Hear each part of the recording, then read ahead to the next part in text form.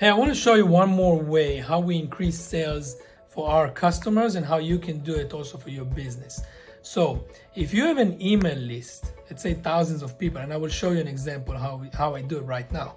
But let's say thousands of people on your list that you send them newsletters or daily emails or anything like that that you try to sell through the email, right?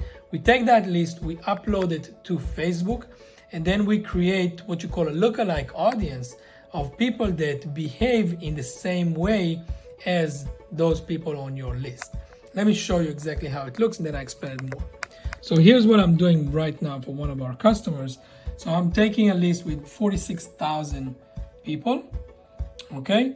And what I do is I create pretty much all the setup to either match these specific people to see my next ad or create a lookalike audience of people that behave in the same way.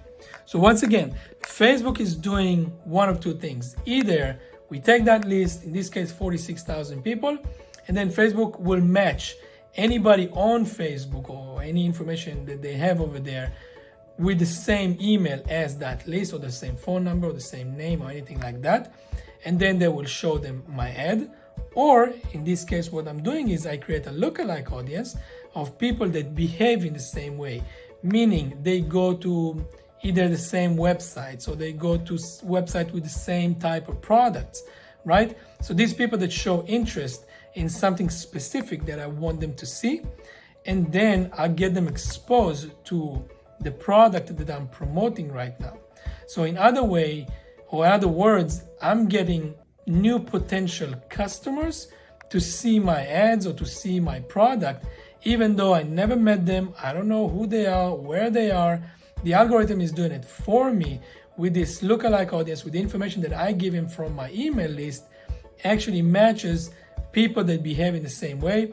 And then that's a way to increase sales because these people we know interested in the same type of product. And we're doing two things in this. Not only we increase the chances to make sales for new audience, also we're saving on the budget. And here's why. Because if I have a specific budget, and nobody has unlimited budget, right? You take that budget and you show it only to people that are more likely to buy from you. You don't spend the budget, you don't spend money on people that are completely not interested in your service or your product. And we know that because of their behavior, right? We know that because of the settings. So you don't spend the money on people that are not interested in your service or product. And then, your ad is running and then they either don't click or they just see it and you spend your money and no sales coming, right? So we want to optimize that. So we save the budget by doing these actions to get it to people that are more likely to buy because we know their interest. This is data-driven marketing. That's how we do it in this specific case to increase the chances to sell with going to people that are more likely to buy.